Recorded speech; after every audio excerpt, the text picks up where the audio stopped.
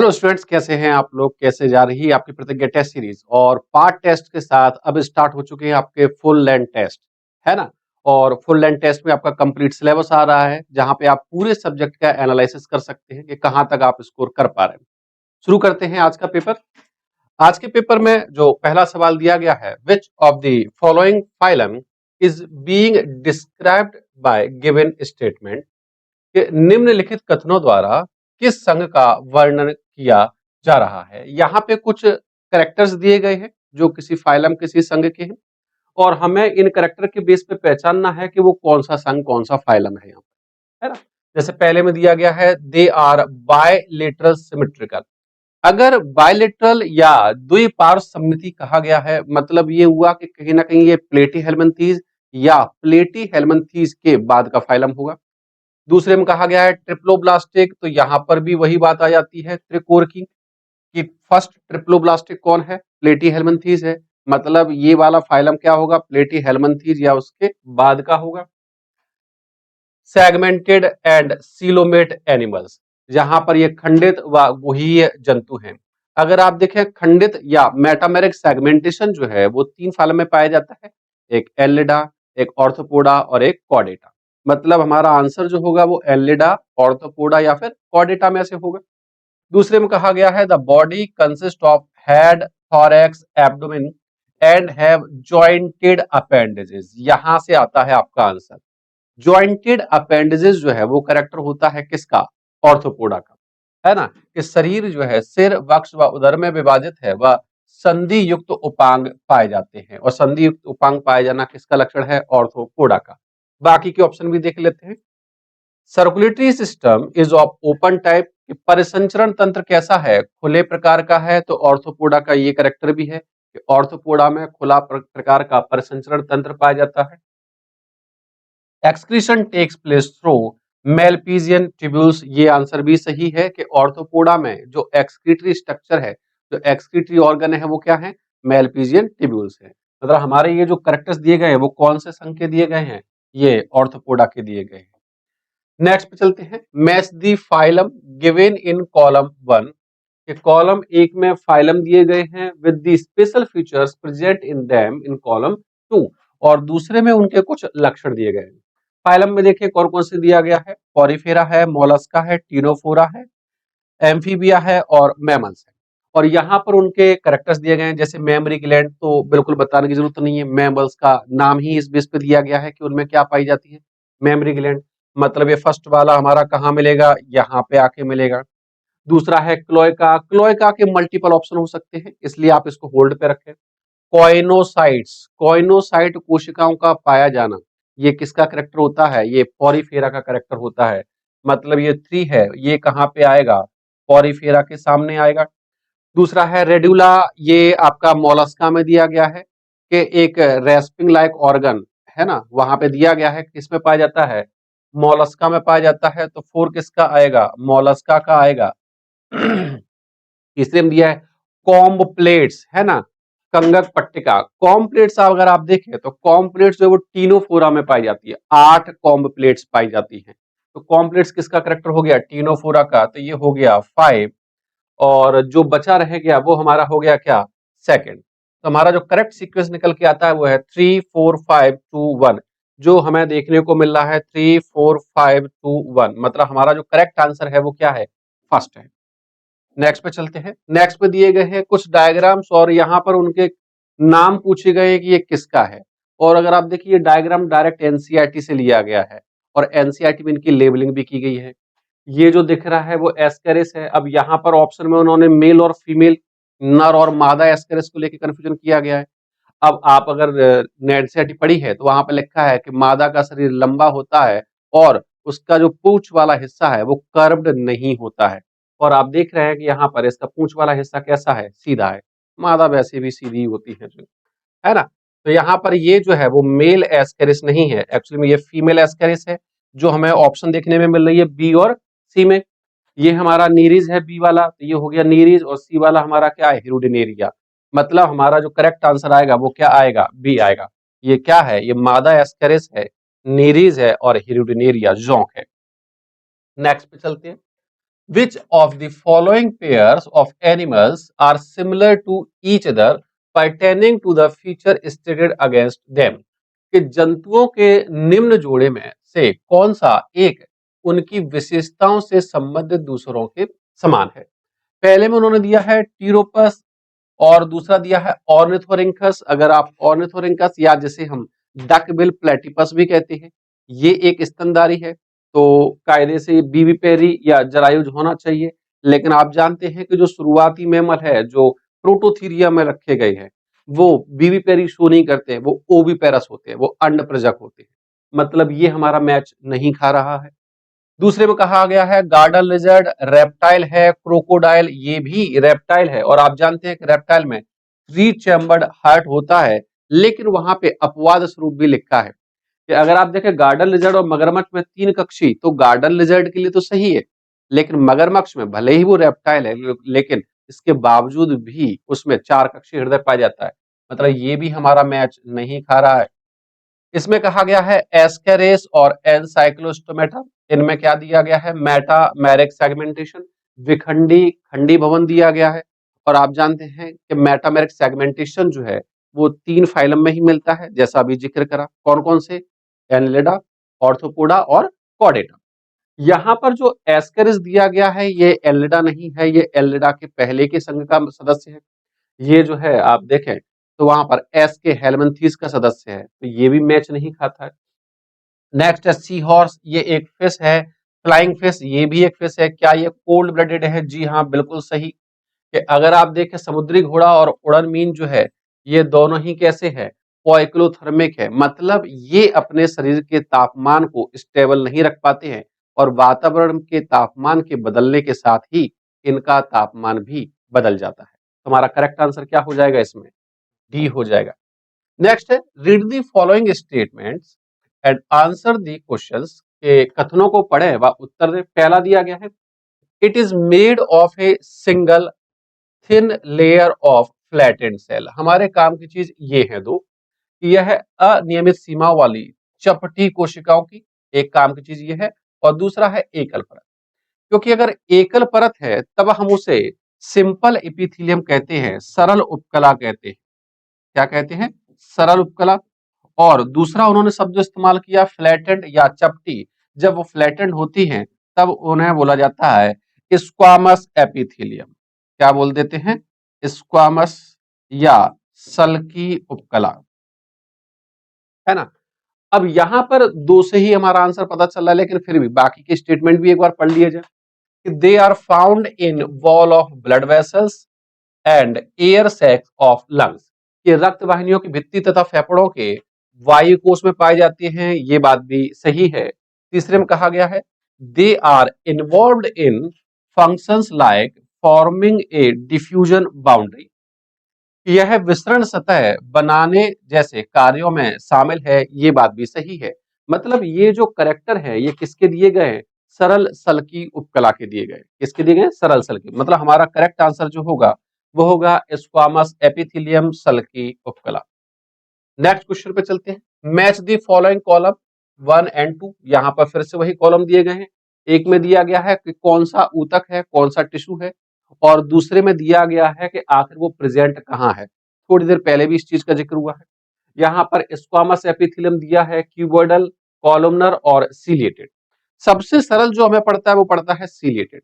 इस ciliated epithelium ऐसी जगह पे मिलता है जहां पर हमें किसी चीज की मूवमेंट करानी होती है ना। कि पक्षमाभ उपकला या सीलेटेड एपिथेलियम कहाँ मिलता है? जहां पर हमें किसी चीज की गति करानी होती है। यहाँ पर ये हमें देखने को मिल रहा है किसमें? ब्रोंक्यूल्स व फैलोपियन ट्यूब में। ब्रोंक्यूल्स में म्यूकस को बाहर निकालना है और फैलोपियन ट्यूब में अंडे को आगे बढ़ाना है। तो वहां पर हमें क्या चाहिए? सीलिएटेड। मतलब ये हमारा क्या आ जाएगा? थर्ड आ जाएगा। क्या आ जाएगा? थर्ड। और अगर आप देखें स्क्वामस एपिथेलियम थोड़ी देर पहले ही आपको बताया है, तो इसका क्या आ जाएगा? सेकंड आ जाएगा। क्या आ जाएगा? सेकंड आ जाएगा, है ना। बाकी बचा क्या? क्यूबॉइडल। तो क्यूबॉइडल हमें कहाँ देखने को मिलती है? डक्ट ऑफ ग्लैंड, ये यहां देखने को मिलती है। और जो हमारा बचा रह गया वो क्या है? हमारा कॉलमनर एपिथेलियम है। तो करेक्ट सीक्वेंस क्या निकला? 2 1 4 3, जो हमें देखने को मिल रहा है कहां पर? ए में। तो हमारा करेक्ट आंसर क्या है इसका? ए है। नेक्स्ट पे चलते हैं। Fill up the blanks in the following paragraph by selecting the correct option. कि सही विकल्प चुनकर रिक्त स्थान भरें। क्या क्या किस चीज के लिए कहा गया है? इन्होंने कहा है the vascular system of frog, क्योंकि आप जानते हैं कि इस साल नीट में जो है फ्रॉग को भी ऐड किया गया है, तो प्रैक्टिस के लिए उसके क्वेश्चंस भी जरूरी है। The vascular system of frog is well developed. Well developed के बाद यहां पर ऑप्शन देखें तो खुला बंद, है ना, ओपन क्लोज, मतलब हमें सर्कुलेटरी सिस्टम को ओपन या क्लोज के बेस पे देखना है। आप जानते हैं कि फ्रॉग जो है वो कॉर्डेटा का मेंबर है, और कॉर्डेटा में सर्कुलेटरी सिस्टम कैसा मिलता है? क्लोज टाइप का मिलता है। मतलब हमारा आंसर जो बनेगा वो कहीं ना कहीं बी हो सकता है या फिर डी हो सकता है। ठीक है, जो पहली जो फिल इन द ब्लैंक्स बन रही है उस जगह के हिसाब से आगे बढ़ते हैं। The blood vascular system involves heart, blood vessels and blood. इनका संवहन तंत्र में हृदय, रुधिर वाहिनियां और रुधिर होता है। आगे देखें, heart has 3 chambers, 2 atria and 1 ventricles and is covered by A membrane. और इनके आसपास जो हार्ट के चारों तरफ मेम्ब्रेन होती है उसे बोला जाता है पेरिकार्डियम। क्या बोलते हैं उसे? पेरिकार्डियम। के हृदय 3 कोष्ठी होता है, इसमें 2 आलिंद व 1 निलय होता है, तथा यह एक झिल्ली द्वारा ढका होता है जिसे क्या कहते हैं? पेरिकार्डियम। और पेरिकार्डियम हमें कहां देखने को मिल रहा है? डी में। तो कायदे से हमारा आंसर तो यहीं पे ही पूरा हो जाता है, लेकिन फिर भी आगे और पढ़ लेते।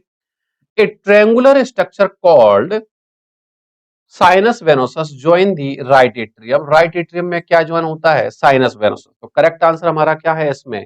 डी है। नेक्स्ट पे चलते हैं। Following are given 4 statement. यहां पर आप देखें तो 4 स्टेटमेंट दिए गए हैं, है ना, related to frog. Read the statement carefully and select the option that identify 2 correct statement. तो हमारे काम की चीज क्या है? हमें 2 करेक्ट स्टेटमेंट इसमें से फाइंड आउट करने हैं। कथन 1 से लेकर 4 तक मेढक से संबंधित हैं, कथनों को ध्यानपूर्वक पढ़िए, उस विकल्प को चुनिए जिसमें 2 सही कथन है। पहले में क्या कहा गया? तो ovary are situated near kidney, ये बात सही है। अगर आप फ्रॉग में देखें तो किडनी में जो वहां पे है उसकी के पास जो है टेस्टिस भी होते हैं, उसी के पास जो है ओवरी भी होती है। टेस्टिस जो है वो फंक्शनली अटैच्ड होती है किडनी से, लेकिन ओवरी फंक्शनली अटैच्ड नहीं होती, वो सिर्फ उसके टच में रहती है। And there is no functional connection between kidney. मतलब हमारा पहला वाला स्टेटमेंट कैसा निकल के आ रहा है? सही है।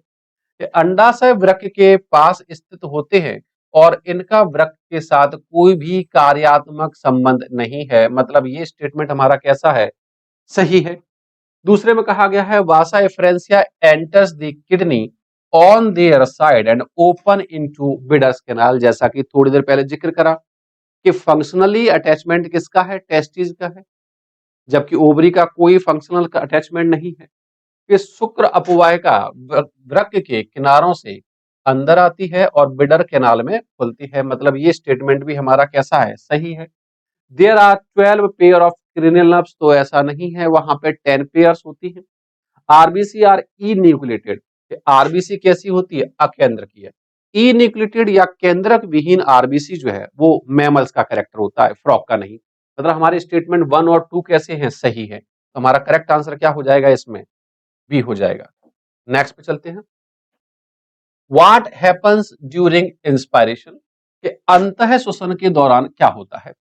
अगर आप अंतः श्वसन की बात करते हैं तो अंतः श्वसन में होता क्या है कि हवा जो है वो अंदर आती है, और जब हवा अंदर आएगी तो हमारे जो वक्षीय गुहा का जो आयतन है वो बढ़ जाएगा।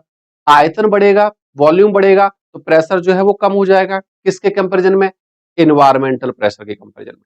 वातावरणीय दाब की तुलना में हमारे वक्षीय गुहा का आयतन चूंकि बढ़ गया है, और वक्षीय गुहा का आयतन बढ़ गया है तो फेफड़ों का आयतन भी बढ़ जाएगा। तो फेफड़ों के अंदर का दाब, जिसे उन्होंने इंट्रा पल्मोनरी प्रेशर कहा है, वो कम हो जाएगा, तो हवा ऑटोमेटिकली अंदर आ जाएगी, और इसे ही हम क्या बोल देते हैं? इंस्पायरेशन। अब यहाँ पे 4 स्टेटमेंट दिए हैं, हमें कि 2 को छांटना है कौन कौन से सही है।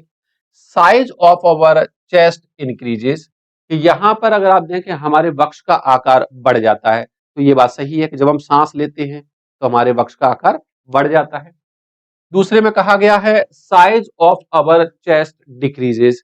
कि हमारे जो वक्ष का आकार है वो कम हो जाता है, तो कम नहीं होता, वहां पे आकार क्या है? बढ़ जाता है। आयतन जो है, वॉल्यूम जो है वो इंक्रीज हो जाता है। Carbon dioxide is removed out from the body. Carbon dioxide को शरीर से बाहर निकाला जाता है, और शरीर से बाहर निकालने को हम इंस्पायरेशन नहीं, हम उसे एक्सपायरेशन कहते हैं। एयर एंटर्स अवर लंग, कि हवा हमारे फेफड़ों में प्रवेश करती है, ये बात भी सही है। मतलब हमारे सही स्टेटमेंट कितने निकले, फर्स्ट और फोर्थ। तो हमारा करेक्ट आंसर क्या हो जाएगा, बी हो जाएगा, फर्स्ट एंड फोर्थ। नेक्स्ट पे चलते हैं। यहां पर एक डायग्राम दिया गया है, ये भी एज इट इज एनसीईआरटी से लिया गया है कि the given figure show the respiratory system, identify the correct structure marked as 1, 2, 3 and 4 whose contraction initiated the inspiration, which in turn increases the volume of thoracic chamber in the antero-posterior axis। Entero-posterior axis होती है यहां से लेकर यहां तक। आप देखें, ये है हमारी एंटेरो-पोस्टेरियर। यहां पे कहा गया है कि दिया गया चित्र श्वसन तंत्र को दर्शाता है। 1, 2, 3 व 4 के रूप में चिन्हित सही संरचना की पहचान करें जिसके संकुचन से अंतः श्वसन की शुरुआत होती है। अंतः श्वसन की शुरुआत एनसीईआरटी में लिखा है डायफ्राम के संकुचन से होती है। कहां से होती है, डायफ्राम के संकुचन से, जिससे अग्रपश्च अक्ष में वक्षीय गुहा का आयतन बढ़ जाता है। तुम्हारा करेक्ट आंसर इसमें क्या है, डायफ्राम है, कि डायफ्राम के संकुचन से ही अंतः श्वसन इंस्पायरेशन की शुरुआत होती है। नेक्स्ट पे चलते हैं। अगले क्वेश्चन में देखते हैं क्या दिया हुआ है। अगले क्वेश्चन में दिया हुआ है during oxygen transport the oxy haemoglobin at tissue level, हमारे काम की चीज यहाँ पे क्या है, tissue level, liberate oxygen to the cell. Oxygen परिवहन के दौरान ऊतक स्तर पर ऑक्सी हीमोग्लोबिन कोशिकाओं को ऑक्सीजन मुक्त करता है। क्यों, ऐसा क्या होता है। एक डायग्राम एनसीईआरटी में दिया गया है जहां पर ऐसे करके बनाया गया है एल्वोलाई, और नीचे हमने मान लिया कि नीचे ये हमारा क्या है, ऊतक है। और आप जानते हैं कि ऊतकों से जो रक्त जाता है वो कैसा होता है, अनऑक्सीकृत रक्त होता है। और ऊतकों को जो रक्त आता है वो कैसा होता है, ऑक्सीकृत रक्त होता है। और जो ऑक्सीकृत रक्त होता है उसमें जैसे यहाँ पर जो ब्लड आ रहा है, यहाँ पर पार्शियल प्रेशर ऑफ ऑक्सीजन वो कितना होता है, 95 mm ऑफ Hg, ये उसका आंशिक दाब है। और यहीं पर अगर हम देखें तो PCO2 कितना होता है, तो वो होता है 40 mm ऑफ Hg। लेकिन इन्होंने सवाल पूछा है कि ये उसको जो है मुक्त करके दे रहा है, तो क्योंकि ऊतक में, तो हमें बताना है कि ऊतक में क्या कंडीशन है। ऊतक में आप देखें तो यहाँ पे आप पाएंगे कि यहाँ पर PO2 कितना है, तो यहाँ पर PO2 है 40 mm ऑफ Hg, और यहीं पर PCO2 है कितना, 45 mm ऑफ Hg। आप देखेंगे कि जो रक्त आ रहा है ऑक्सीकृत, उसकी तुलना में ऊतक में ऑक्सीजन का आंशिक दाब कैसा है, कम है, और CO2 का आंशिक दाब कैसा है, ज्यादा है ना। यही चीज हमें ऑप्शंस में कंफर्म करनी है कि यहां पर देखें O2 concentration is high and CO2 is low, कि O2 की सांद्रता अधिक है, तो बेसिकली ये सांद्रता वाइज नहीं है, ये उसका आंशिक दाब या उसका तनाव है ना। दूसरे में दिया गया है O2 की सांद्रता कम व CO2 की उच्च, तो सांद्रता वाइज बोलना चाहे तो बोल जरूर सकते हैं, लेकिन हमने यहाँ पर जो मापा है वो उसका आंशिक दाब है। O2 का तनाव अधिक व CO2 का तनाव कम होता है। जी नहीं, हमारा करेक्ट आंसर जो इसमें आएगा वो आएगा क्या, डी, कि यहां पर आप देखें तो O2 का आंशिक दाब, O2 की टेंशन जो है वो कैसी है, कम है, और जो CO2 का जो आंशिक दाब, जो उसका तनाव है वो कैसा है, ज्यादा है। तो करेक्ट आंसर हमारा क्या है, यहां पर डी है। अगले क्वेश्चन पे चलते हैं। नेक्स्ट में दिया गया है vital capacity of our lungs is, कि हमारे फेफड़ों की जैव क्षमता क्या होती है। जैव क्षमता में अगर आप देखें तो वाइटल कैपेसिटी में हमारे पास क्या क्या चीजें जुड़ जाती है। वाइटल कैपेसिटी में हमारे पास इंस्पायरेटरी रिजर्व वॉल्यूम ये जुड़ जाता है, प्लस टाइडल वॉल्यूम ये जुड़ जाता है, प्लस एक्सपायरेटरी रिजर्व वॉल्यूम ये भी जुड़ जाता है। और यही चीज हमें इन ऑप्शन में फाइंड आउट करनी है। यहाँ पर टोटल, हाँ इसको ऐसे भी बोल सकते हैं कि अगर आप टोटल लंग कैपेसिटी की बात करते हैं, टोटल लंग कैपेसिटी, कुल फुफ्फुसीय क्षमता की बात करते हैं, तो इसका एक फॉर्मूला वहां पे लिखा हुआ है वीसी प्लस रेजिडुअल वॉल्यूम, है ना। तो अगर हमें यहाँ पर वीसी निकालना है तो अगर हम टोटल लंग कैपेसिटी में से रेजिडुअल वॉल्यूम को माइनस कर दें तब भी हमारा वाइटल कैपेसिटी निकल के आ जाएगा, दोनों एक ही बात है। तो हमारा करेक्ट आंसर यहाँ पे क्या है, फर्स्ट है कि कुल फुफ्फुसी क्षमता में से अगर हम अवशिष्ट आयतन को हटा देते हैं, कम कर देते हैं, तो हमारा क्या निकल के आ जाता है, जैविक क्षमता। नेक्स्ट पे चलते हैं। Which of the following statement is correct regarding lymph, कि निम्न में से लसिका के बारे में सत्य कथन है। जब ब्लड जो है किसी अंग के लेवल पे गुजरता है तो वहां पे वो केशिकाओं के स्तर पे जब होता है तो केशिकाओं से कुछ द्रव जो है वो छन करके बाहर आ जाता है, जिसे एनसीईआरटी ने कहा है इंटरस्टिशियल फ्लूइड, अंतराली द्रव है ना, या टिश्यू फ्लूइड, ऊतक द्रव कहा गया है। जब यही वाहिकाओं के माध्यम से वापस सिराओं में जाता है, वापस वेर में जाता है, तब हम उसे क्या टर्म इस्तेमाल करते हैं, लिम्फ इस्तेमाल करते हैं। It transport oxygen to the brain, कि ये ब्रेन के लिए ऑक्सीजन लेके जाता है, तो ऑक्सीजन ट्रांसपोर्ट करने के लिए हमें ब्लड चाहिए, लिम्फ वहां पे नहीं बोलेंगे।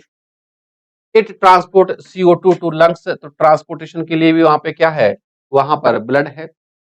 It returns interstitial fluid to body, blood sorry, यह अंतराली द्रव को रक्त में लौटाता है, ये बात सही है। जैसा अभी थोड़ी देर पहले मेंशन किया कि वाहिकाओं के माध्यम से जो इंटरस्टिशियल फ्लूइड आया उसे वापस सिराओं में भेज रहा है, वो कौन है, लिम्फ है।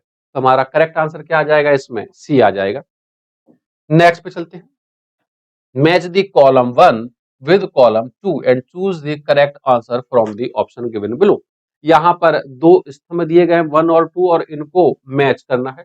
जैसे उन्होंने पहले में कहा गया है कार्डियक साइकिल, हृदय चक्र। अगर हम हृदय चक्र देखें तो हृदय चक्र कितना होता है, 72 प्रति मिनट प्लाज्मा, 120/80, 12 से 16 ग्राम। तो यहां पर अगर आप देखें जो सिस्टोलिक अपॉन डायस्टोलिक है वो कितना है, 120/80। जो प्रकुंचन और अनुसुतलन दाब का जो रेशियो होता है वो कितना होता है, 120/80, मतलब ये हो जाएगा हमारा क्या, सेकंड। हीमोग्लोबिन कितना होता है, तो हीमोग्लोबिन हमारी बॉडी में एनसीईआरटी में दिया है 12 से 16 ग्राम प्रति 100 ml ब्लड, मतलब हीमोग्लोबिन हमारा हो जाएगा 4। हार्ट बीट कितनी होती है, 72 पर मिनट, ये हो जाएगा हमारा क्या, फर्स्ट। अब क्या बचा, कार्डियक साइकिल का ड्यूरेशन क्या होता है, तो कार्डियक साइकिल का ड्यूरेशन होता है 0.8 सेकंड, मतलब ये हो जाएगा हमारा क्या, थर्ड। और प्लाज्मा बनाता है हमारे ब्लड का कितना, 55%, ये हो जाएगा 5। मतलब हमारा जो करेक्ट सीक्वेंस निकल के आया वो क्या है, 3, 5, 2, 4, 1, जो हमें देखने को मिल रहा है बी में। हमारा करेक्ट आंसर क्या हो जाएगा, इसमें बी हो जाएगा। नेक्स्ट पे चलते हैं। The given figure represents diagrammatic representation of an ECG. Each peak in ECG is identified with a letter from P to T that corresponds to a specific electrical activity of the heart. अब यहाँ पे दिया गया चित्र एक ECG की आरेखी प्रस्तुति को दर्शाता है। ECG में प्रत्येक शीर्ष को P से T तक के एक अक्षर से पहचाना जाता है जो हृदय की एक विशिष्ट विद्युतीय गतिविधि से मेल खाता है। तो निम्न में से कौन सा अक्षर हृदय की गलत गतिविधि को दर्शाता है, तो हमें इसमें चुनना है इनकरेक्ट स्टेटमेंट। हमारे काम की चीज ये है ना। देखते हैं ऑप्शंस में। QRS कॉम्प्लेक्स, QRS कॉम्प्लेक्स यहां पर शो करता है डिपोलराइजेशन ऑफ वेंट्रिकल, ये निलयों के विध्रुवण को शो करता है, ये बात सही है। यहां पर P शो करता है एट्रिया के डिपोलराइजेशन को, और QRS करता है वेंट्रिकल के डिपोलराइजेशन को, विध्रुवण को, और T शो करता है वेंट्रिकल के रिपोलराइजेशन को, है ना। ये तीन स्टेटमेंट हमारे सही हैं। इनके अलावा जो कुछ मिलेगा वो हमारे लिए कैसा होगा, गलत, और जो गलत होगा वही हमारा आंसर है। दूसरे में कहा गया है R wave, marks the beginning of systole, देखेंगे प्रकुंचन की शुरुआत को चिन्हित करता है। सी में कहा गया है पी, ये रहा P, electrical excitation depolarisation of atria, ये भी सही है, मतलब हमारा ए और सी सही है। T wave return of ventricle from excited to normal state, ये टी तरंग क्या शो कर रही है, निलय की, किसकी, निलय वेंट्रिकल की उत्तेजित से सामान्य अवस्था में वापस आने को, मतलब हमारे ए सी और डी जो है वो कैसे है, सही है। मतलब हमारा जो इनकरेक्ट है वो क्या है, बी है। जो इनकरेक्ट है वही हमारा क्या है, करेक्ट है। हमारा करेक्ट आंसर क्या हो जाएगा, बी हो जाएगा। नेक्स्ट पे चलते हैं, what is true about leucocyte. Leucocyte किसे कहा जाता है, डब्ल्यूबीसीज को, व्हाइट ब्लड सेल्स को कहते हैं। तो यहाँ पर बेसिकली ये क्वेश्चन किसके लिए पूछा गया है, डब्ल्यूबीसीज के लिए पूछा गया है कि ल्यूकोसाइट के बारे में सत्य कथन क्या है। There sudden fall in number is indication of blood cancer, कि इनकी संख्या में अचानक गिरावट रक्त कैंसर का संकेत देती है। तो आप जानते हैं कि रक्त कैंसर, ब्लड कैंसर जैसे हम ल्यूकेमिया भी बोलते हैं, उसमें डब्ल्यूबीसी का काउंट कम नहीं होता, बढ़ जाता है, इवन बहुत ज्यादा बढ़ जाता है। These are produce in thymus, ये पॉइंट गलत है, क्योंकि जितने भी ब्लड के कंटेंट होते हैं वो सारे के सारे कहाँ बनते हैं, बोन मैरो में बनते हैं, थाइमस में नहीं बनते हैं। हाँ, टी लिम्फोसाइट जो है वो मेच्योर कहाँ होती है, वो थाइमस में होती है, लेकिन उसका फॉर्मेशन कहाँ होता है, बोन मैरो में ही होता है।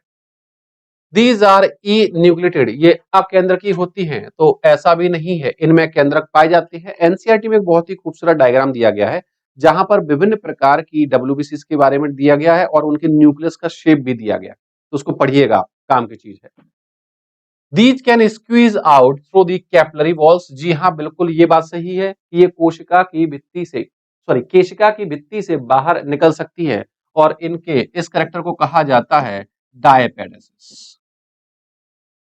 डायपेडेसिस, या इसे हिंदी में कहा जाता है केशिका पारण। ये केशिका को पार करके बाहर आ सकती है। ठीक है, तो हमारा करेक्ट आंसर क्या है इसमें, डी है, कि ये केशिका को पार करके बाहर आ सकती है। नेक्स्ट क्वेश्चन पे चलते हैं। यहाँ पे फिर से वही है, दो कॉलम दिए गए हैं, एक तरफ ऑर्गन दिए गए हैं, दूसरी तरफ उनका रोल दिया गया है। जैसे बात करें लंग्स की, तो आप जानते हैं कि लंग्स जो है वो CO2 को बाहर निकालती है, और ऐसा आप देखें तो हमें यहाँ पे कहाँ दिख रहा है, थर्ड में दिख रहा है, remove large amount of CO2 and also significant quantity of water every day, कि फेफड़े जो है प्रतिदिन बड़ी मात्रा में CO2 और पानी की सार्थक मात्रा को क्या है, बाहर निकालते हैं। तो ये हमारा लंग्स क्या हो जाएगा, थर्ड हो जाएगा। लीवर की बात करें तो लीवर क्या है, ये बिलीरुबिन बिलीवर्डिन बाइल जूस बनाता है, पित्तरस बनाता है, ये क्या हो जाएगा हमारा, फर्स्ट हो जाएगा। बाकी बचा क्या हमारे पास, स्किन और किडनी, कि eliminates water and salt in sweat. अगर आप देखें तो स्वेट या पसीना निकालना किसका काम है, त्वचा का काम है। तो हमारा लिखा ना पहला शब्द पसीने के माध्यम से, तो पसीना निकालना किसका काम है, त्वचा का। ये हमारा हो जाएगा सेकंड, और जो बच गया वो हमारा क्या हो जाएगा, 3 1 2 4।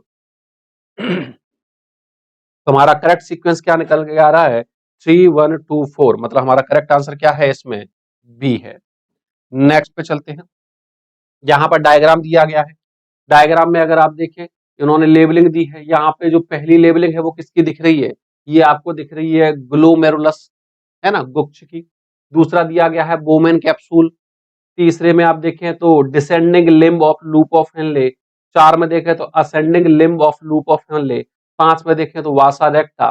छह में देखें तो पीसीटी, और सात में देखें तो डीसीटी, और आठ में देखें तो वहां पे हमें क्या नजर आ रहा है, वहां पे हमें कलेक्टिंग डक्ट या संग्रहण नलिका नजर आ रही है। तो उन्होंने इसी लेबलिंग को लेकर पूछा है कि यहाँ पर तीन क्या है, डिसेंडिंग लिम्ब, तीन जो है descending limb of loop of Henle है। अब इन्होंने क्वेश्चन में क्या पूछा कि cells of which part is lined by simple cuboidal brush border, कि ये जो स्ट्रक्चर यहाँ पे दिए गए हैं, आठ जो लेबलिंग यहाँ पर दिए गए हैं, इनमें से ब्रश बॉर्डर्ड एपिथेलियम कहाँ पाई जाती है। देखिए, ब्रश बॉर्डर्ड एपिथेलियम जहां होती है वहां पर वो एब्जॉर्प्शन के लिए सरफेस एरिया को बढ़ा देती है। और आप जानते हैं कि एनसीईआरटी में एक डाटा लिखा है कि पीसीटी में 70 से 80% जल व अपघट्यों का अवशोषण हो जाता है। मतलब सबसे ज्यादा अवशोषण कहाँ हो रहा है, पीसीटी में। तो क्यों हो पा रहा है, क्योंकि वहां पर क्या है, वहां पर ब्रश बॉर्डर्ड एपिथेलियम है। मतलब हमारा करेक्ट आंसर क्या होगा, जहां पर किसके बारे में दिया गया है, पीसीटी के बारे में, और वो दिया गया है कहां पर, सी में। सी क्या है हमारा, पीसीटी, प्रॉक्सिमल कॉन्वोल्यूटेड ट्यूब्यूल या समीपस्थ संवलित नलिका। नेक्स्ट पे चलते हैं, filtration slits are performed by. अगर आप देखें कि जो हमारा बोमेन संपुट है, जो हमारा बोमेन कैप्सूल है, जो एनसीईआरटी ने शब्द इस्तेमाल करा कि दोहरी भित्ति युक्त एक कप नुमा संरचना है ना। दोहरी भित्ति मतलब ये हमारी हो गई आउटर वॉल, और ये होगी हमारी इनर वॉल, और जो इनर वॉल है वो हमारी किसकी बनी हुई है, पोडोसाइट सेल्स की बनी हुई है। एनसीईआरटी में वहीं पे मेंशन किया गया है कि पोडोसाइट सेल के कुछ इस प्रकार से व्यवस्थित है कि उनके बीच में कुछ स्पेस रह जाते हैं, और उन्हीं स्पेस को उन्होंने नाम दिया है फिल्ट्रेशन स्लिट या स्लिट पोर, निश्चिंदन खांच या खांच छिद्र। तो ये किस में पाया जाएगा, तो ये बोमैन कैप्सूल की कौन सी layer, podocytic layer. Endothelial lining of glomerular, गुच्छीय केशिकाओं की एंडोथीलियल स्तर से ये नहीं है। Inner epithelium of Bowman capsule, Bowman capsule की किसकी, इनर एपिथेलियम। तो हमारा करेक्ट आंसर क्या है इसमें, वुमेन संपुट की आंतरिक उपकला से। नेक्स्ट में दिया बेसमेंट मेम्ब्रेन, ये है नहीं। The participation of all these, उपरोक्त सभी, ये भी नहीं है। उपरोक्त सभी तब होता जब ये पूछते कि जो फिल्ट्रेशन मेम्ब्रेन है टोटल जो है वो किनकी बनी है, तो फिर ये तीनों की बनी हुई है। नेक्स्ट पे चलते हैं। नेक्स्ट में लिखा है the cells named podocyte, podocyte कहां मिलती है, तो ये इसका आंसर अभी थोड़ी देर पहले दिया है, inner wall of Bowman's capsule. ये पदाणु कोशिकाएं या पोडोसाइट कहां पाई जाती हैं, तो बोमेन संपुट की आंतरिक उपकला में। आंतरिक क्यों बोला है, अभी थोड़ी देर पहले भी डायग्राम बनाया था। ये बाहरी उपकला है और ये आंतरिक उपकला है, तो जो अंदर वाली है वो हमारी पोडोसाइट सेल्स की बनी होती है। नेक्स्ट पे चलते हैं। Which of the following statements is are correct, हमें ढूंढना है इसमें से क्या करेक्ट, ये सत्य कथन कौन सा है। हमारे पास काम की चीज ये है, इन्होंने क्या कहा कि during muscle contraction isotropic band, isotropic band जो है ये बनाते हैं एक्टिव, या आई बैंड भी हम इसे कहते हैं, गेट इलोंगेटेड, ये क्या हो जाते हैं कि पेशी संकुचन के दौरान समदैशिक बैंड लंबे हो जाते हैं, तो ये पॉइंट गलत है, वो लंबे नहीं होते, वो छोटे हो जाते, शॉर्ट हो जाते, मतलब ये इलोंगेटेड नहीं होता। अगर इसके शॉर्ट होता तो ये सही होता, मतलब ये पॉइंट हमारा कैसा हो गया, गलत हो गया। हमें ढूंढना क्या था, सही। अगर आप देखें फर्स्ट को लेकर कौन कौन से ऑप्शन दिए हैं, ये दिया है, ये वाला दिया है, ए और सी नहीं हो सकता, मतलब हमारा आंसर जो है वो क्या होगा, बी और डी होगा। नेक्स्ट पे देखते हैं। Acetyl choline is released when the neural signal reaches the motor end plate, कि जब तंत्र का संकेत मोटर एंड प्लेट तक पहुंचता है तब एसिटाइल कोलिन मुक्त होता है, ये बात सही है। एसिटाइल कोलिन एक न्यूरोट्रांसमीटर है, एक तंत्र का संचारी है, और जब कोई न्यूरॉन किसी मसल को ऑर्डर देता है तब वहां पर यही न्यूरोट्रांसमीटर जो है वो रिलीज होता है, मतलब ये वाला पॉइंट हमारा कैसा है, सही है। नेक्स्ट में लिखा है muscle contraction is initiated by signal send by CNS by a sensory, यहां पे यहां तक की बात देखें वो सही लग रही है कि संवेदी न्यूरॉन, अगर ये संवेदी शब्द हटा दें, के माध्यम से सीएनएस द्वारा भेजे गए संकेत द्वारा पेशियों के संकुचन की शुरुआत होती है, तो सीएनएस द्वारा भेजे गए संकेत से पेशी संकुचन की शुरुआत होती है, ये बात तो सही है, लेकिन वहां पर वो संवेदी न्यूरॉन नहीं भेजते, वहां पर जो है सेंसरी न्यूरॉन नहीं लेके जाते, वहां पर मोटर न्यूरॉन जो है वो सिग्नल लेकर जाते, मतलब हमारा थर्ड वाला ऑप्शन भी कैसा है, गलत है। नेक्स्ट पे repeated activation of muscle can lead to lactic acid accumulation, और इसी की वजह से होती है मसल फटीग, पेशीय थकान, है ना, कि पेशियों के बारंबार सक्रियण से लैक्टिक अम्ल का जमाव हो जाता है। मतलब हमारे जो करेक्ट ऑप्शन निकले वो निकला कौन सा, 4 और सेकंड, मतलब हमारा करेक्ट आंसर क्या है, बी है। नेक्स्ट पे चलते हैं।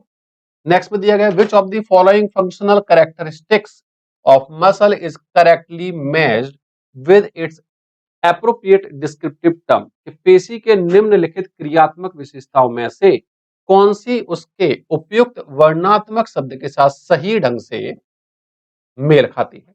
पहला दिया गया है elasticity, ability of a muscle fibre to recoil and resume its resting length after being stretch, कि पेशी के तंतुओं की खिंचाव के बाद पुनः अपनी विराम स्थिति में वापस आने की क्षमता, इसे बोला जाता है इलास्टिसिटी या प्लास्टिसिटी, ये बात सही है, ये डेफिनेशन जो है वो करेक्ट है, मतलब ये पॉइंट तो मैं ठीक लग रहा है। आगे चलते हैं। Excitability, ability to respond to any changes in the environment inside और आउटसाइड ऑफ द बॉडी, कि वातावरण में किसी भी परिवर्तन के प्रति प्रतिक्रिया उसे क्या कहते हैं, उत्तेजनशीलता। ये पॉइंट भी हमारा कैसा है, सही है। नेक्स्ट में दिया गया है एक्सटेंसिबिलिटी, एबिलिटी टू स्ट्रेच, ये बात भी सही है कि प्रसारता क्या है, प्रसारता मतलब अपने साइज को बढ़ा लेना, तो ये बात भी सही है। नेक्स्ट पे है contractibility, ability to shorten forcefully when adequately stimulated, कि संकुचनशीलता क्या है कि पर्याप्त रूप से उत्तेजित होने पर बलपूर्वक छोटा होने की क्षमता। मतलब ये हमारे सारे के सारे स्टेटमेंट कैसे हैं, सही है। मतलब हमारा करेक्ट आंसर क्या होगा इसमें, डी होगा। अगले क्वेश्चन में देखिए क्या दिखाई दे रहा है। अगले क्वेश्चन में given figure represent the cross bridge cycle in skeletal muscle, ये स्केलेटल मसल को समझाने के लिए दिया गया है। एनसीईआरटी की थ्योरी से मिलता जुलता डायग्राम है। इन्होंने कहा है what does the step B, step B जो है वो क्या शो कर रहा है कि दिया गया चित्र कंकाली पेशी में क्रॉस ब्रिज चक्र को दर्शाता है और दिए गए चित्र में बी स्टेप क्या दर्शाता है। तो यहाँ पे हमें क्या दिखाई दे रहा है कि यहाँ पर एटीपी जो है वो एडीपी और फॉस्फेट में टूट रहा है। ए वाले में आप अगर गौर से देखें, ए वाले में क्या हो रहा है, एटीपी एडीपी और फॉस्फेट में टूट रहा है और फॉस्फेट जो है वो रिलीज हो गया है वहां से, और क्या बचा रह गया है वहां पे, एडीपी। मतलब हमारा क्या दिख रहा है कि release of phosphate myosin changes shape to pull action. यहाँ पे फॉस्फेट जो है वो क्या हो रहा है, मुक्त हो रहा है। तो करेक्ट आंसर हमारा क्या आएगा, करेक्ट आंसर हमारा बी आएगा। नेक्स्ट में क्या दिख रहा है, which of the following represent the correct order of vertebral region from anterior to posterior, कि निम्न में से कौन सा कशेरुक के अग्र से पश्चिम में। अगर आप देखें कि क्या सीक्वेंस हमारा बनता है, तो हमारा पहला बनता है सर्वाइकल, फिर बनता है थोरैसिक, फिर बनता है लंबर, फिर बनता है सैक्रल, फिर बनता है कॉसिक्स। अब यहाँ पे उन्होंने लिख दिया है सैक्रल, थोरैसिक, सर्वाइकल। तो यहाँ पे सर्वाइकल ये हमारा हो जाएगा थर्ड, तो सबसे पहले क्या आएगा, थर्ड, है ना। सबसे पहले क्या आएगा, थर्ड। दूसरे में थोरैक्स, थोरैक्स हमारा कहाँ दिया गया है, सेकंड पे, तो ये हो जाएगा सेकंड। फिर है लंबर, लंबर हमारा कहाँ दिया है, फोर पे। फिर क्या है सैक्रम, सैक्रम कहाँ दिया है, फर्स्ट पे। और कॉसिक्स कहाँ दिया है, फाइव पे। तो करेक्ट सीक्वेंस क्या बनेगा, 3 2 4 1 5, जो हमें देखने को मिल रहा है 3 2 4 1 5। तो हमारा करेक्ट आंसर इसमें क्या है, डी है। नेक्स्ट पे चलते हैं। यहां पे इन्होंने कहा है which of the following statement is correct regarding A myelinated nerve fibre. हमें एक चीज ढूंढनी है जो कि ऐसी है, करेक्ट है, और किसके लिए है वो, माइलिनेटेड नर्व फाइबर। कि माइलिन आच्छित तंत्रिका तंतु के बारे में निम्न में से कौन सा कथन जो है वो सही है। लिखा है it is always associated with an axon, यह हमेशा एक्सॉन से ही संबंधित होता है। ये बात भी सही है कि माइलिन का जो आवरण है, माइलिन जो शीथ है, वो ऑलवेज किससे रिलेटेड होती है, एक्सॉन से। यह हमेशा तंत्रिकाक्ष से जुड़ा होता है, ये बात सही है। कि यहाँ पर सेकंड में क्या दिया गया है, it allows rapid conduction of nerve impulse, यह हमेशा तंत्रिका आवेगों के तीव्र संचालन की अनुमति देता है। तो ये बात सही है कि माइलिनेटेड न्यूरॉन फाइबर में जो न्यूरॉन्स होते हैं उनमें जो कंडक्शन की रेट है वो ज्यादा होती है। तीसरे में दिया गया है इट अलाउज स्लो कंडक्शन, ये बिल्कुल नहीं है। हमारे 1 और 2 अभी सही लगे। It has node of Ranvier, ये बात भी सही है कि जो माइलिनेटेड न्यूरॉन्स होते हैं, जो माइलिनेटेड नर्व फाइबर्स होते हैं, उनमें नोड ऑफ रेनवियर पाया जाता है। मतलब हमारे करेक्ट स्टेटमेंट कौन से निकले, 1 2 और 4, जो हमें देखने को मिल रहा है कहां पर, सी में। तो हमारा करेक्ट आंसर क्या है इसमें, सी है। नेक्स्ट पे चलते हैं। Read the following statement P to T and select the option that correctly fills 1 to 5। कि P से T तक दिए गए कथनों को पढ़े तथा सही विकल्प, तो हमें सही चीज चुननी है। इन्होंने क्या कहा है कि the male frog has a special organ on the throat. Options में देखिए vocal sac, vocal sac, vocal sac, मतलब हमारी यहां पर जो चीज भरी जाएगी वो क्या है, वोकल सैक है ना। कि नर मेढक के गले पर एक विशेष अंग पाया जाता है जिसे क्या कहते हैं, वाक कोष कहते हैं। ये तो सभी में मैच खा रहा है, मतलब ये तो सही है। दूसरे में कहा गया है membrane is a part of year, यहाँ पर झिल्ली कर्ण का एक भाग जो ध्वनि तरंग ग्रहण करती है, ये होना चाहिए क्या, टिम्पेनम। तीसरे में दिया गया dermis of the frog contain sac like glands, तो यहाँ पर जो ग्लैंड्स होती हैं वो कौन सी होती हैं? म्यूकस ग्लैंड, है ना? कि मेढक की त्वचा में कोष जैसी कौन सी ग्रंथियां, तो वहां पर क्या पाई जाती हैं? म्यूकस ग्रंथियां पाई जाती हैं। मेढक की जीभ, टंग ऑफ फ्रॉग इज, अगर हम मेढक की जीभ की बात करें तो वो कैसी होती है? यहाँ पे ऑप्शन में दिया गया है मल्टीलोब्ड, यूनिलोब्ड और ये बाइलोब्ड। तो यहाँ पर इनकी जो टंग होती है वो बाइलोब्ड होती है। और यहाँ पर देखें तो respiration takes place in lungs on land, है ना? तो रेस्पिरेशन कौन सा होता है लंग्स के जरिए? तो लंग्स के जरिए जो रेस्पिरेशन होता है हम उसे पल्मोनरी रेस्पिरेशन कहते हैं। क्या कहते हैं? Pulmonary respiration. तो ये सारे पॉइंट कहाँ देखने को मिल रहे हैं? वोकल सैक, प्लाज्मा, जी नहीं, गलत हो जाता है। Vocal sac, tympanic membrane, mucus, bilobed और पल्मोनरी, मतलब हमारा करेक्ट आंसर क्या है इसमें? बी है। नेक्स्ट क्वेश्चन पे चलते हैं। नेक्स्ट में एक न्यूरॉन का डायग्राम दिया गया है। तो what is the function of labelled x? X यहाँ पर देखें तो यहाँ पर नोड ऑफ रेनवियर या एक्सॉन है ना? इन द गिवन डायग्राम, नीचे दिए गए चित्र में चिन्हित एक्स का कार्य क्या है? It speeds up in the impulse transmission. आप जानते हैं कि जो माइलिनेटेड न्यूरॉन्स होते हैं उनमें कंडक्शन की रेट है या जो इम्पल्स ट्रांसमिशन की रेट है वो कैसी होती है? ज्यादा होती है। तो ये सही लग रहा है। इट प्रोवाइड इलेक्ट्रिक इंसुलेशन, जी नहीं। जो नोड ऑफ रेनवियर होता है वहां पर इंसुलेशन नहीं होता है। इंसुलेशन कहां होता है? जहां पर माइलिन शीट पाई जाती है। कि यह विद्युत कुचालकता प्रदान करता है, नहीं है। It conducts impulse towards the nerve cell body, ये कंडक्शन को कोशिका काय की तरफ ले जाता है। तो ये पॉइंट भी गलत है, ये कोशिका काय से दूर लेकर जाता है। और चौथे में it is the functional unit of nerve, तो फंक्शनल यूनिट भी नहीं है। तो इसका करेक्ट आंसर क्या है? It speeds up the impulse transmission, यह आवेग के संचरण को गति देता है। नेक्स्ट है हमारे पास सीक्वेंस ऑफ मेनिंजेस। तो मेनिंजेस का जो सीक्वेंस है वो होता है ड्यूरा मैटर, अरेक्नोइड मैटर और पाया मैटर। लेकिन यहां पर आप देखें तो इन्होंने आउटर टू इनर नहीं पूछा, इन्होंने इनर टू आउटर पूछा है। इन्होंने बाहर से अंदर नहीं पूछा, इन्होंने अंदर से बाहर पूछा है। तो कोई बड़ी बात नहीं, हम इसी सीक्वेंस को उलट देंगे। तो सबसे पहले क्या आ जाएगा? पाया मैटर आ जाएगा, फिर क्या आ जाएगा? अरेक्नोड आ जाएगा, फिर क्या आ जाएगा? ड्यूरा मैटर आ जाएगा। जो हमें देखने को मिल रहा है कहां पर? डी ऑप्शन में, पाया मैटर, अरेक्नोइड और ड्यूरा मैटर। तो करेक्ट आंसर हमारा क्या है? डी है। नेक्स्ट पे चलते हैं। Choose the correct statement about neurohypophysis. Neurohypophysis किसे कहा जाता है? न्यूरोहाइपोफाइसिस कहा जाता है पोस्टीरियर पिट्यूटरी को, ठीक है, जहां पर दो हार्मोन निकलते हैं, एक है एडीएच और दूसरा है ऑक्सीटोसिन। और दोनों ही हार्मोन का जो निर्माण है, जो फॉर्मेशन है, वो कहाँ होता है? वो होता है कहां पर? हाइपोथैलेमस में। कि न्यूरोहाइपोफाइसिस के बारे में सत्य कथन है, it stores and release hormone secreted by hypothalamus. ये बात सही लग रही है ना? कि यह हाइपोथैलेमस द्वारा स्रावित हार्मोन को संग्रहित भी करता है और मुक्त भी करता है। दूसरा, it secrets its own hormone, तो ऐसा नहीं है। इससे जो दोनों हार्मोन निकल रहे हैं वो दोनों के दोनों ही यहां पे नहीं बनते हैं, ये हाइपोथैलेमस में बनते हैं।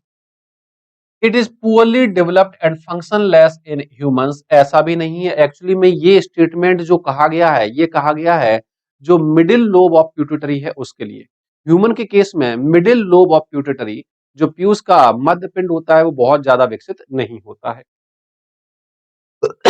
चौथे में कहा गया है it stores the hormones produced by adenohypophysis. Adenohypophysis, यह एडिनोहाइपोफाइसिस द्वारा उत्पादित हार्मोन का संग्रहण करता है। तो एडिनोहाइपोफाइसिस कहा जाता है अग्रपीयूष को।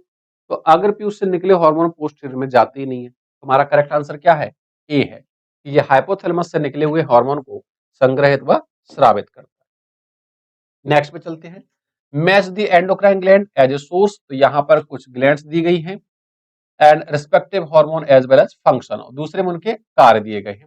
आपको मैच करना है कि कौन सा सही है। पहले में उन्होंने क्या कहा है? थायराइड, ये थायरोक्सिन हार्मोन निकलता है, सही है। एंटीरियर पिट्यूटरी से ऑक्सीटोसिन निकलता है, ये पॉइंट गलत है। और हमें चुनना क्या है इसमें से? सही। दूसरे में कहा पोस्टीरियर पिट्यूटरी, इससे वैसोप्रेशन निकलता है, ये सही है। कॉर्पस ल्यूटियम से ईस्ट्रोजन, सामान्यतः ईस्ट्रोजन नहीं, वहां पे मेनली जो निकलता है वो निकलता है प्रोजेस्टेरॉन, लेकिन ईस्ट्रोजन भी वहां से निकलता है, इसको होल्ड पे रखेंगे। हमें देखना है यहाँ पर फंक्शन कि thyroxine hormone regulate blood calcium level. तो थायराइड ग्रंथि से एक हार्मोन और निकलता है जिसका नाम है थायरोकैल्सिटोन, ये काम उसका है, थायरोक्सिन का नहीं है। मतलब ये भी मैच नहीं खा रहा है, तो थायराइड भी मैच नहीं खाया, एंटीरियर पिट्यूटरी भी मैच नहीं खाया। अब चलते पोस्टीरियर पे, stimulate reabsorption of water in DCT और इन द नेफ्रॉन। वैसोप्रेसिन जो है वो किसका नाम है, ये एडीएच का नाम है, इसका नाम है एडीएच का। और एडीएच जो है वाटर रीअब्जॉर्प्शन को स्टिमुलेट कर देता है डीसीटी पे। मतलब ये पॉइंट तो हमें सही लग रहा है। अब यहाँ पे देखें कि कॉर्पस ल्यूटियम से चलो हमने मान भी लिया ईस्ट्रोजन निकल रहा है, लेकिन जो उन्होंने कहा सपोर्ट प्रेगनेंसी, तो प्रेगनेंसी को सपोर्ट करने का काम किसका है, प्रोजेस्टेरॉन का है। मतलब ये चीज भी हमारी मैच नहीं खा रही। हमारा करेक्ट आंसर इसमें क्या हो जाएगा, सी हो जाएगा कि पश्च पीयूष से वैसोप्रेसिन या एडीएच निकलता है जो नेफ्रॉन की दूरस्थ नलिका में जल के पुनः अवशोषण को उद्दीपित करता है। नेक्स्ट पे चलते हैं। यहाँ पर एक डायग्राम दिया गया है जहां पर एक नॉर्मल पर्सन है जिसकी हाइट 2 मीटर है और एक पर्सन जो है जिसकी हाइट कितनी है, 1 मीटर है। और उन्होंने पूछा है कि which endocrine gland secrete the hormone that causes the abnormality showing in the picture. कि कौन सी अंतःस्रावी ग्रंथि ऐसा हार्मोन का स्राव करती है जो नीचे दी गई तस्वीर में दिखाई गई असामान्यताओं का कारण बनता है। हाइपोथैलेमस तो ऐसा कोई रिलेशन है नहीं। अगर आप देखें एडिनो हाइपोफाइसिस या एंटीरियर पिट्यूटरी से निकलने वाला जो ग्रोथ हार्मोन है, जो वृद्धि हार्मोन है, कौन सा हार्मोन, वृद्धि हार्मोन है, उसकी कमी से वृद्धि कम होती है, विकास कम होता है और पेशेंट की हाइट छोटी रह जाती है। ऐसे पेशेंट को ड्वार्फ या मेजेट कहा जाता है ना। बाकी आप देखें तो वो चूंकि देखने में लग रहा है वो ऑफिस वगैरह जा रहा है, मतलब मेंटली सही है, तो ड्वार्फिज्म में फिजिकली, मेंटली और सेक्सुअली वो एक्टिव रहते हैं। नेक्स्ट पे चलते हैं। Which hormone is related to mineral metabolism but is not a peptide protein. वो पेप्टाइड नहीं है। अगर आप देखें तो एड्रिनल कॉर्टेक्स से निकलने वाला एल्डोस्टेरोन ये काम करता है, जैसा उन्होंने कहा है कि कौन सा है, खनिज उपापचय, एल्डोस्टेरोन। और एल्डोस्टेरोन कहां से निकलता है, एड्रिनल कॉर्टेक्स से, और एड्रिनल कॉर्टेक्स से निकलने वाले हार्मोन स्टेरॉइड नेचर के होते हैं। तो यही तो हमें चाहिए था, जो पेप्टाइड या प्रोटीन ना हो। मतलब हमारा करेक्ट आंसर इसमें क्या हो जाएगा, एल्डोस्टेरोन हो जाएगा। नेक्स्ट क्वेश्चन पे चलते हैं। नेक्स्ट में दिया गया है select the correct statement regarding oogenesis. Oogenesis अंड जनन के बारे में सत्य कथन क्या है, हमें ढूंढना है एक true statement. It is initiated during the embryonic development stage when millions of oogonia are formed within each ovary.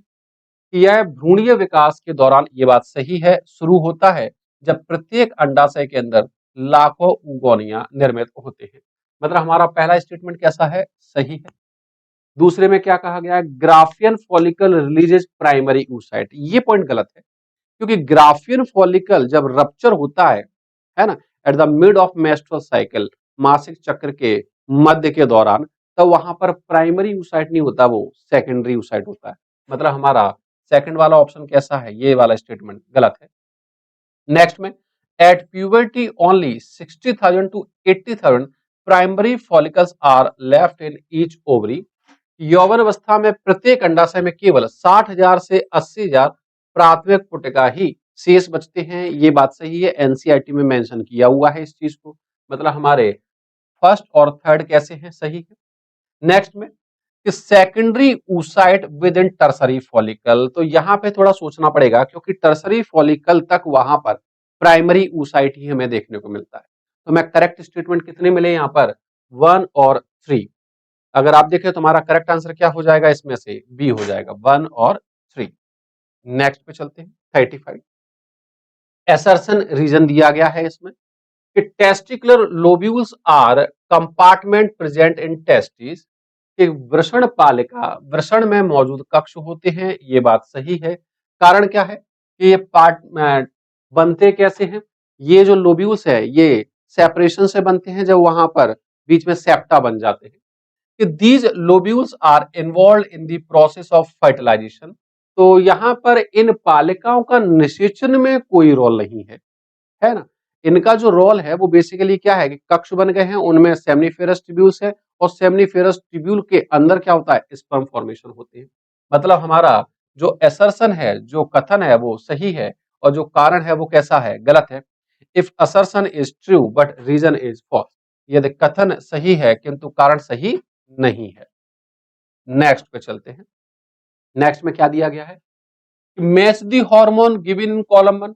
Column 1 में क्या दिए गए, हार्मोन दिए गए with their function in column 2 and select the correct. हमें क्या चुनना है, सही वाला चुनना है, सही विकल्प को चुनिए। क्या क्या कहा गया है, पहले में कहा गया है ल्यूटिनाइजिंग हार्मोन, जिसे शॉर्ट में हम एलएच कहते हैं, develops corpus luteum, progesterone essential for maintenance of uterine layer, ये बात भी सही है। Estrogen develops female secondary sexual characters, FSH maturation of graafian follicle and oxidation causes of uterine contraction. मतलब देखा जाए तो सभी के सभी एक ही सीक्वेंस में सही दिख रहे हैं जो है ना, मतलब हमें कुछ भी चेंज करने की जरूरत है ही नहीं जो। तो करेक्ट आंसर हमारा क्या हो जाएगा, सी हो जाएगा, है ना। 1 2 3 4 5। नेक्स्ट पे चलते हैं। नेक्स्ट में एक ब्रेस्ट का डायग्राम दिया गया है ना, और कुछ क्वेश्चन पूछा गया है कि refer the figure of mammary gland with few structure marked at A B C and D. कुछ स्ट्रक्चर वहां दी गई है। Which structure contains cluster of milk secreting cells. और मिल्क सीक्रेटिंग सेल्स हमें कहां देखने को मिलेगी, एल्वियोलाई में देखने को मिलेगी, जो हमें कहां देखने को मिल रहा है, ए में। तो करेक्ट आंसर क्या है, होगा हमारा ए होगा। कि एबीसीडी के रूप में चिन्हित कुछ संरचनाओं के साथ स्तन ग्रंथि का चित्र देखें। किस संरचना में दूध स्रावित करने वाली कोशिकाओं के समूह होते हैं, तो हमें कहां देखने को मिलेंगे, ए में देखने को मिलेंगे। नेक्स्ट क्वेश्चन पे चलते हैं। Which of the following statement are correct. हमें ढूंढना है इसमें से क्या सही, कि कौन से कथन इसमें से कैसे हैं, सही है ना? कि purpose of tubectomy is to prevent egg formation. कि ट्यूबेक्टोमी का उद्देश्य अंडे के निर्माण को रोकना है। तो ट्यूबेक्टोमी में और जो वैसेक्टोमी दोनों में ही गैमेट का फॉर्मेशन रुकता नहीं है। ये प्रोसेस जो है वो गैमेट के फ्यूजन को रोकती है, गैमेट के फॉर्मेशन को नहीं, है ना। तो ये पॉइंट हमारा कैसा हो जाता है, गलत हो जाता है। नेक्स्ट में कहा गया है the most important component of oral contraceptive pills is progesterone. ये बात सही है कि मौखिक गर्भनिरोधक गोलियों का सबसे महत्वपूर्ण घटक क्या है, प्रोजेस्टेरोन।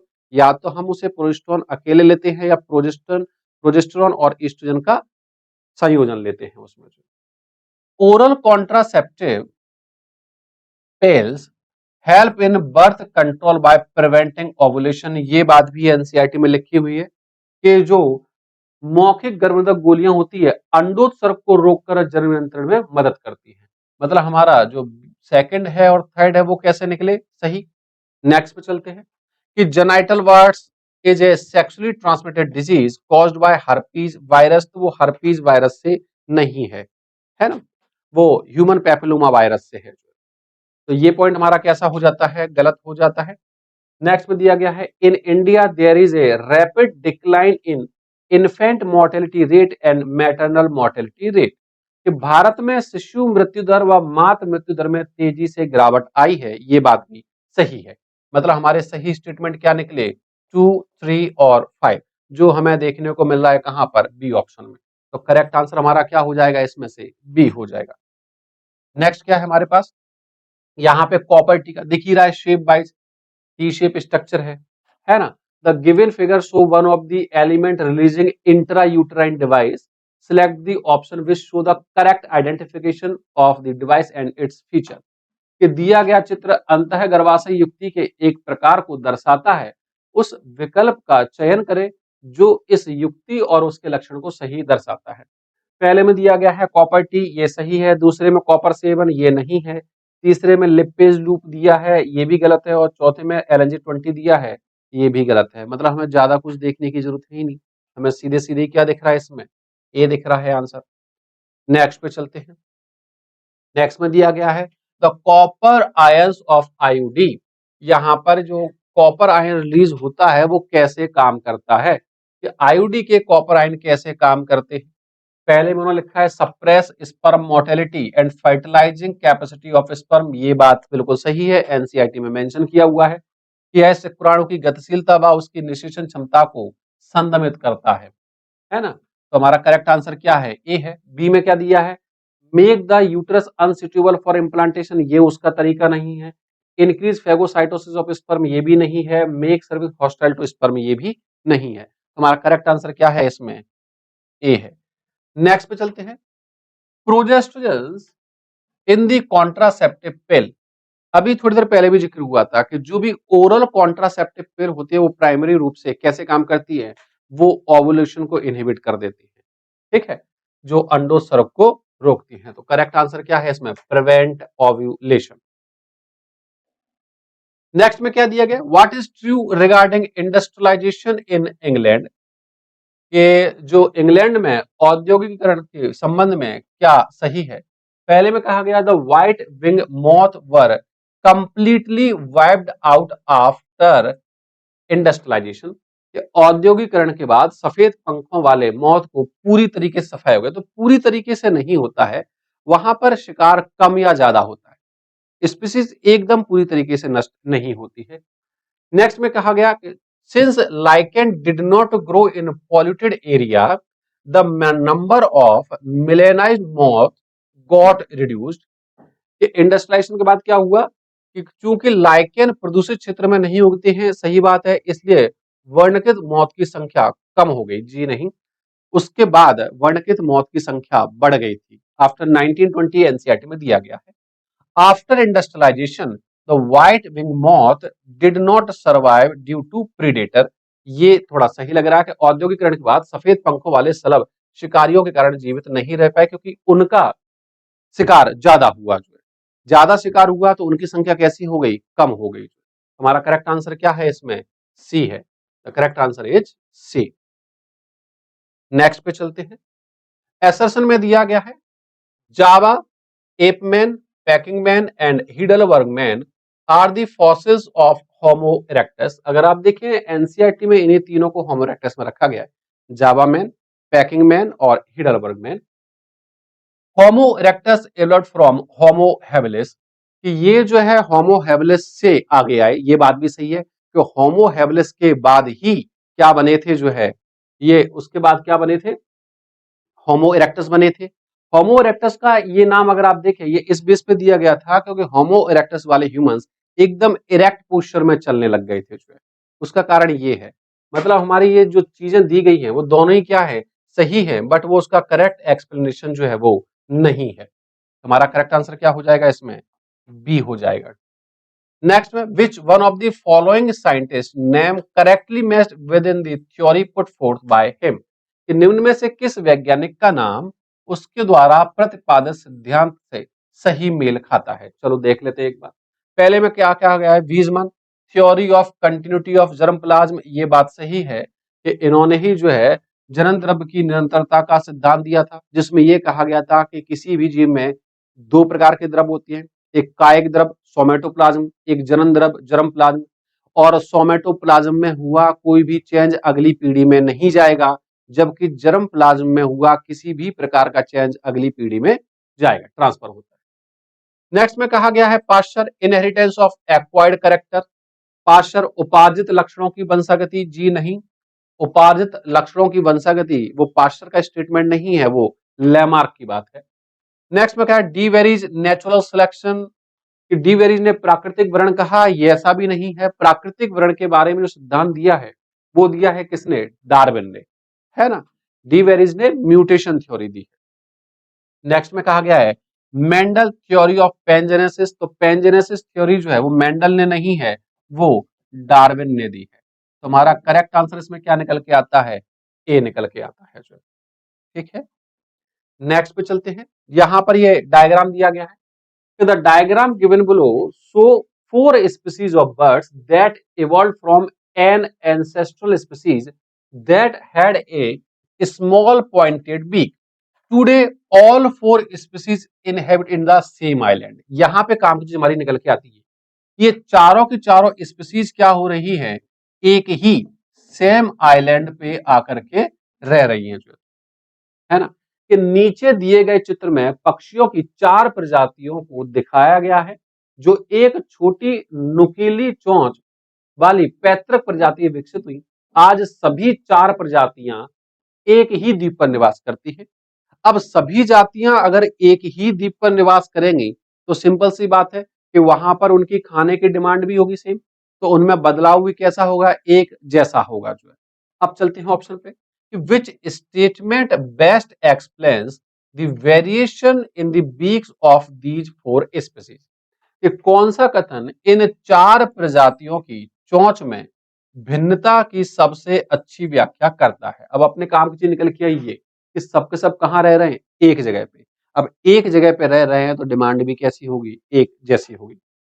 पहले में क्या कहा गया, over time an abundance of seed for food led to increase similarity between these species. कि समय के साथ भोजन के लिए बीजों की बहुतायत ने प्रजातियों के बीच समानता में वृद्धि की। दूसरे में कहा गया over time an abundance of seed for food led to increase differences between the species. कि समय के साथ भोजन के लिए बीजों की बहुतायत ने प्रजातियों के बीच भिन्नताओं को बढ़ा दिया। कैसे, सुनेंगे कि एक ही जगह पर रह रहे हैं और वहां पर बीज बहुतायत में है, छोटे बीज, बड़े बीज, अलग अलग शेप साइज के बीज है। तो जिस पक्षी ने जिस प्रकार के बीजों को अपना खाना बनाया तो उस हिसाब से उनमें क्या हुआ, बदलाव हुआ और उनमें अलग अलग प्रकार की क्या होगी, चोंच विकसित होगी, जो इसमें कहा गया है जो है ना। तुम्हारा करेक्ट आंसर क्या हो जाएगा, बी हो जाएगा। कि समय के साथ भोजन के लिए बीजों की बहुतायत, के बहुत सारी प्रजाति के क्या थे, बीज थे। जब बीजों की बहुतायत, अलग अलग प्रजाति के बीज थे तो अलग अलग प्रजाति की बीजों के लिए उनमें अलग अलग प्रकार से चोंच का विकास हुआ। तो करेक्ट आंसर क्या हो जाएगा, इसमें बी हो जाएगा। नेक्स्ट है which one of the following statement is correct with respect to AIDS. AIDS के बारे में निम्न में से कौन सा कथन जो है वो सही है, हमें करेक्ट स्टेटमेंट ढूंढना है। पहले में क्या कहा गया है, the positive HIV retrovirus enters helper T cell, ये बात सही है, दस रिड्यूसिंग देयर नंबर, ये बात भी सही है। कि HIV रिट्रोवायरस है जो सहायक टी लिम्फोसाइट में प्रवेश करता है, जिससे उनकी संख्या कैसी हो जाती है, कम हो जाती है, ये बात सही है। आगे और भी देख लेते हैं। The HIV can be transmitted through eating together with an infected person, तो ऐसा बिल्कुल भी नहीं है। HIV एड्स खाने से, साथ में हाथ मिलाने से, एक दूसरे के कपड़े शेयर करने से नहीं फैलता है ना। तो ये स्टेटमेंट हमारा कैसा है, गलत है। ड्रग एडिक्ट आर लीस्ट, जी नहीं, लीस्ट नहीं, वो most susceptible to HIV infection है। कि ड्रग व्यसनी HIV संक्रमण के लिए कम संवेदनशील, कम नहीं है, वो ज्यादा है। और चौथे में दिया गया है AIDS patient are being fully cured, तो एड्स के पेशेंट का पूरा इलाज है ही नहीं। मतलब हमारा करेक्ट आंसर इसमें से क्या निकलता है, ए निकल के आता है। नेक्स्ट पे चलते हैं। नेक्स्ट में लिखा है IgG is the most abundant class of immunoglobulin, ये बात सही है। अगर आप देखें कि सबसे ज्यादा पाई जाने वाली, जो उसका सीक्वेंस हम लोग लिखते हैं तो वहां पर लिखते भी हैं IgG, IgA, IgM, IgD और IgE, ये होता है सीक्वेंस। तो सबसे ज्यादा कौन सी होती है, IgG होती है, और सबसे कम कौन सी होती है, IgE होती है। तो पहला जो कथन उन्होंने दिया है कि IgG शरीर में इम्यूनोग्लोबिन का सबसे प्रचुर वर्ग है, ये बात सही है। दूसरे में कहा गया है IgG is mainly found in sweat, tears, saliva, mucus, ये बात भी सही है कि ये बॉडी फ्लूइड्स में पाया जाता है। लेकिन यहां पर एक शब्द उन्होंने दिया है कोलेस्ट्रॉम। कोलेस्ट्रम क्या होता है, मदर्स मिल्क होता है, जिसे हम हिंदी में खीस या पीयूष बोल देते हैं। कोलेस्ट्रम में वहां पर IG नहीं होता है, वहां पे IgA होता है ना। तो इस एक स्टेटमेंट की वजह से ये पूरा स्टेटमेंट हमारा कैसा हो जाता है, गलत हो जाता है। मतलब हमारा असर्शन सही है और रीजन कैसा है, गलत है। कि if assertion is true but reason is false, यदि कथन सही है किंतु कारण सही नहीं है। नेक्स्ट में दिया गया है which one of the following options give the correct matching, हमें करेक्ट ढूंढनी है, of disease with its positive organism and mode of infection, कि निम्न में से कौन सा विकल्प किसी रोग का उसके संक्रमणकारी जीव व संक्रमण की विधि के साथ सही मिलान देता है, हमें इनको मैच करना है। पहले में दिया गया है एलिफेंटियासिस, हाथी पांव रोग, जो फैलता है किससे, वुचेरेरिया बैनक्राफ्टी, ये बात तो सही है कि हाथी पांव रोग के लिए जो पॉजिटिव एजेंट है वो कौन है, वुचेरेरिया बैनक्राफ्टी। दूसरे में लिखा है ये मोड ऑफ इन्फेक्शन क्या है, with infected water and food, तो ये पॉइंट गलत है क्योंकि ये वाटर और फूड से नहीं फैलता, ये मच्छर के काटने से फैलता है, मतलब हमारा ए वाला स्टेटमेंट कैसा हो जाता है, गलत हो जाता है। दूसरे में दिया गया है मलेरिया, ये बात सही है, ये प्लाज्मोडियम वाइवेक्स, क्या ये उसका पॉजिटिव एजेंट है, तो मलेरिया प्लाज्मोडियम की वजह से ही होता है। और तीसरे में लिखा है बाइट ऑफ मेल, मेल नहीं है एक्चुअली में वो फीमेल एनाफ्लीज है, बस यहाँ पे एक शब्द ये गलत हो गया, वो नर एनाफ्लीज नहीं, वो मादा एनाफ्लीज है, तुम्हारा बी वाला भी कैसा हो गया, गलत हो गया। तीसरे में दिया गया है टाइफाइड, ये बात सही है, साल्मोनेला टाइफी इसका पॉजिटिव एजेंट है, ये बात भी सही है कि टाइफाइड फैलाने का काम किसका है, साल्मोनेला टाइफी का। और ये अंतःशोषित वायु, तो ये वायु से होने वाला रोग नहीं है, ये इन्फेक्टेड वाटर और फूड से होने वाला रोग है, मतलब ये पॉइंट भी हमारा कैसा हो गया, गलत। लास्ट बचा हमारा क्या, निमोनिया, किससे फैल रहा है, स्ट्रेप्टोकोकस निमोनाई, ये बिल्कुल सही है। और ये ड्रॉपलेट इन्फेक्शन संक्रमित बूंदों से फैलता है, ये बात भी सही है कि अगर किसी पर्सन को निमोनिया है, जब वो बोलता है तो उसके वाटर ड्रॉपलेट इन्वायरमेंट में आते हैं, जो दूसरा पर्सन उसके संपर्क में आएगा उसमें वो इन्फेक्शन ट्रांसमिट हो जाएगा। नेक्स्ट पे चलते हैं, स्मोकिंग एडिक्शन इज हार्मफुल, ये ठीक है, because it produces polycyclic aromatic hydrocarbon, ये बात भी सही है। और आप जानते हैं कि पॉलीसाइक्लिक एरोमेटिक कंपाउंड्स ही वो कंपाउंड होते हैं जो किसी भी पर्सन में कैंसर का कारण बनते हैं। अब हमें यहां पर देखनी है कि क्या क्या चीजें यहां पर मैच खा रही हैं। कि धूम्रपान की लत हानिकारक है, ये बात फैक्ट है, क्योंकि यह पॉलीसाइक्लिक एरोमेटिक हाइड्रोकार्बन पैदा करती है जो कारण बनते हैं किसका, reduction is in oxygen transport, oxygen परिवहन में कमी का, तो ऐसा नहीं है। ऑक्सीजन परिवहन में कमी का कारण बनता है कार्बन मोनोऑक्साइड, और ये कार्बन मोनोऑक्साइड भी धूम्रपान में होता है, लेकिन उन्होंने पूछा किसका है, पूछा है पॉलीसाइक्लिक एरोमेटिक हाइड्रोकार्बन का। दूसरे में दिया है retardation of growth of foetus, ऐसा भी नहीं है। Increase in blood sugar level, ऐसा भी नहीं है। डी में दिया गया है क्या, कैंसर, तुम्हारा करेक्ट आंसर क्या है, कैंसर।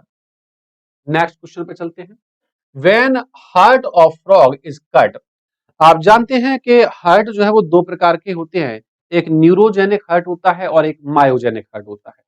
न्यूरोजेनिक हार्ट वो होता है जिसकी अगर हम नर्व सप्लाई काट दें तो वो धड़कना क्या कर देता है, बंद कर देता है। जबकि मायोजेनिक हार्ट वो होता है जिसकी अगर नर्व सप्लाई काट भी दी जाए तो भी वो धड़कता रहता है जब तक उसे न्यूट्रिशन मिलता रहे। जो अब यहाँ पर उन्होंने क्या कहा कि जब मेढक के हृदय काट दिया जाए तो क्या होगा, नहीं धड़केगा, जी नहीं, मेढक का हृदय भी मायोजेनिक होता है, मतलब वो क्या रहेगा, धड़कता रहेगा। दूसरा, स्टॉप बीटिंग सून आफ्टर, धड़कना तुरंत बंद हो जाएगा, ऐसा भी नहीं है। कंटिन्यू टू बीट, धड़कता रहेगा for a long time if it kept dry, कि अगर इसे सूखा रखें, जी नहीं, अगर हम इसे नम रखेंगे तो ये ज्यादा समय तक जो है धड़कता रहेगा। ये है हमारे आज की सीरीज का लास्ट क्वेश्चन। दिया गया है how many eggs are laid by female frog at a time, एक बार में एक मादा मेढक कितने अंडे देती है, तो इसका आंसर एनसीईआरटी में दिया है 2500 से 3000, है ना। आप इन क्वेश्चंस को एक बार मैच करें और देखें कि कहां तक आप स्कोर कर पा रहे हैं। आज के लिए बस इतना ही। Thank you very much, thanks a lot.